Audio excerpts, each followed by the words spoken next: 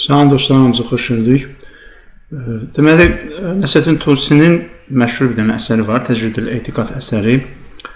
Bildiyiniz kimi, Nəsrəddin Tusi həm fəlsəfə, həm də kəlam elminə aid fikirlərini o kitabda cəm edibdir.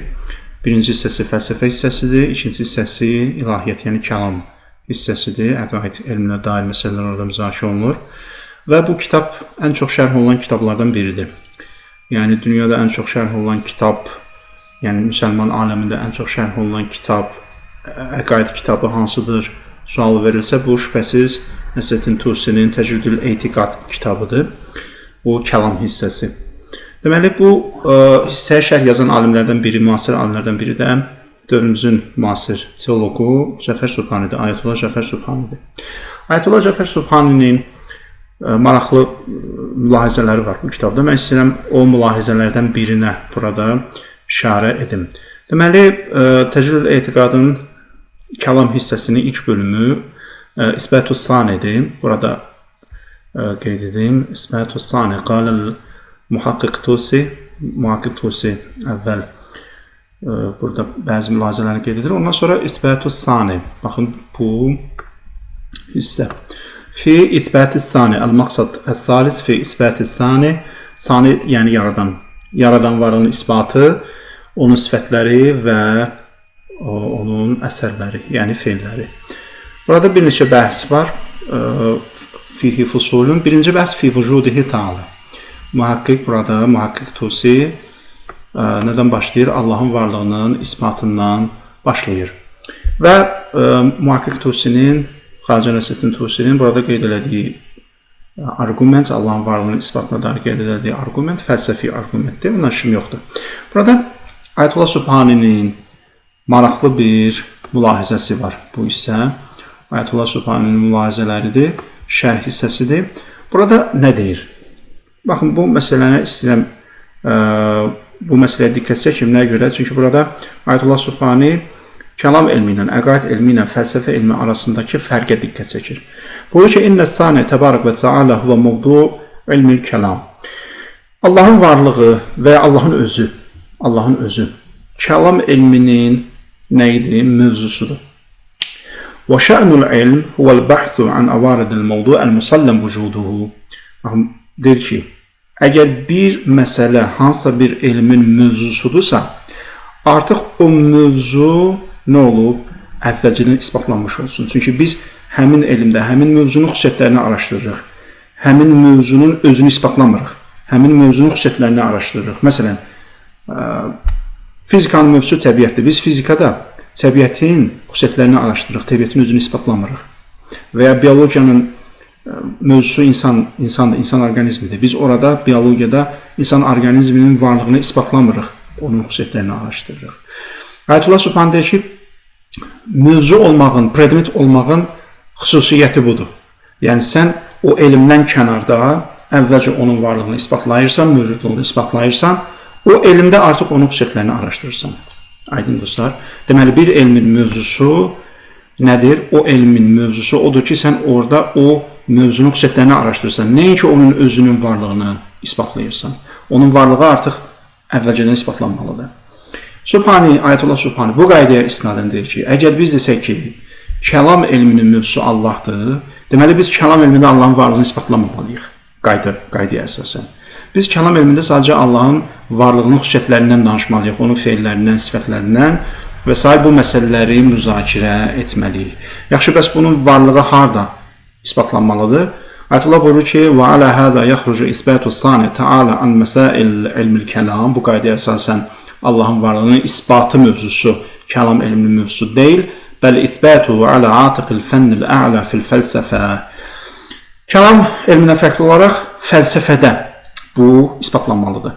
Özü də fəlsəfənin əl-fənnil ə'lə dediyi hissəsi var, fəlsəfənin qolları var, nəzəri fəlsəfə, əməli fəlsəfə, nəzəri fəlsəfəndə hissələr var, məntiq, təbiət və sonuncu ilahiyyat deyilən sahə var ki, orada varlıq araşdırılır. Baxın, haythu yabhathu anil mevcud bima huwa huwa.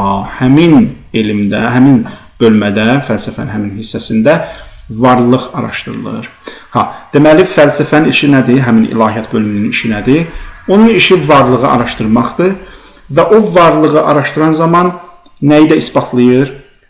Tanrının, yaradanın varlığını da isbatlayır. Deməli, Tanrının, yaradanın varlığını isbatlamaq kəlamın yox, fəlsəfənin nə idi? Məsələsidir.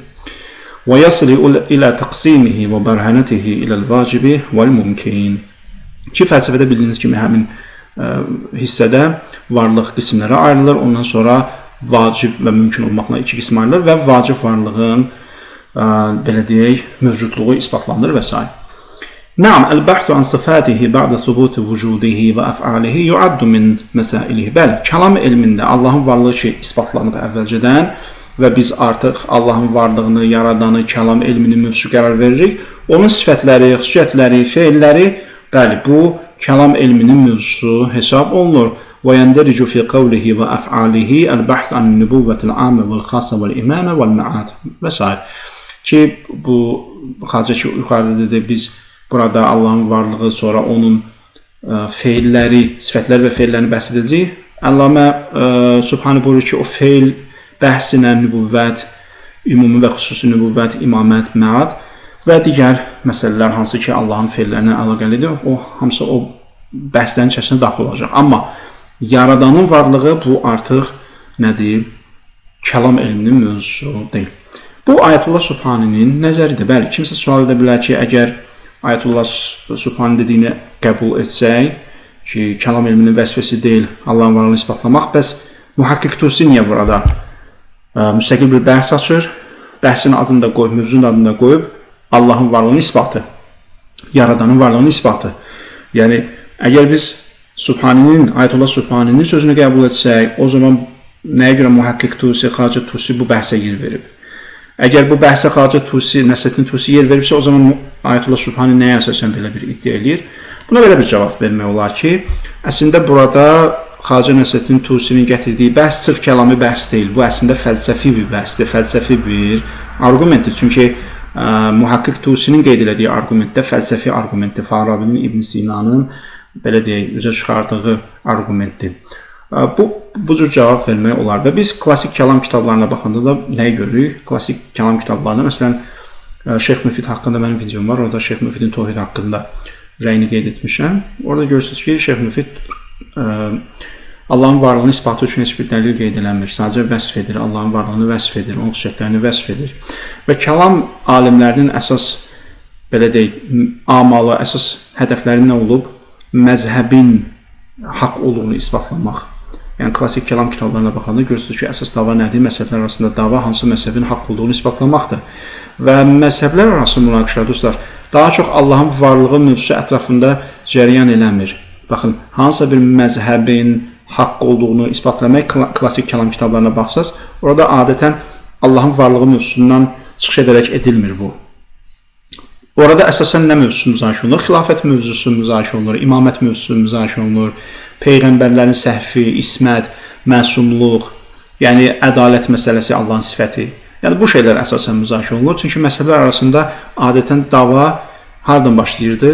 Bu belə deyək, cüzi məsələlərdən başlayırdı, təfərrüatdan başlayırdı. Amma Allahın varlığının isbatı məsələsi bu, onsuz da məzhəblərin hamısının qəbul etdiyi bir həqiqət idi. Yəni Allahın varlığının isbatı mövzusunda heç bir ixtilaf yox idi ki, burada belə deyək, kəlam alimləri, teoloqlar hansısa bir fikir ayrılığına düşsünlər və bir-birindən belə deyək, yarışsınlar. Amma Allahın sifətləri mövzusu, bəli, bu ciddi müzakirə mövzusuydu. Peyğəmbərlik, ismət, məsumluq, imamət, xilafət, kimlərin isə müsəlman olub olmamağı, məsələn, Peyğəmbərin valideynlərinin və Həzrət Əlinin valideyninin və s. Bu mövzular əsas qırğın müzakirələr bunun ətrafında getdiyi üçün kəlam kitablarında adətən bu məsələlər daha çox müzakirə olunur.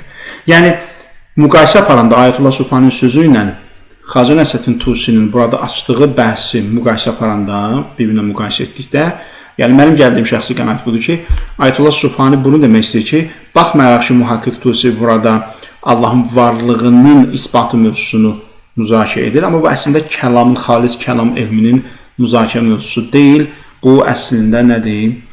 Fəlsəfədən gələn bir mövzudur. Nəyə görə? Çünki Muhaqqiq Tusi bildiyiniz kimi teoloq olmaqla yanaşı, həm də böyük bir filosof idi və İbn Sinanın böyük bir şərhçisi idi, şərh edən idi, onun kitabını şərh edən bir şəxsdir, böyük bir mütəfəkkirdir.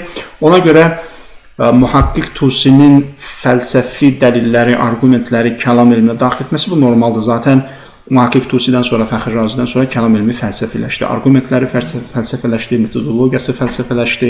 Tam əlbəttə 100% fəlsəfiləşə bilməz, bu qeyri-mümkündür. O zaman o fəlsəfi olar. Amma artıq orada bir fəlsəfənin əlamətlərini, metodologiyasını görmək mümkündür.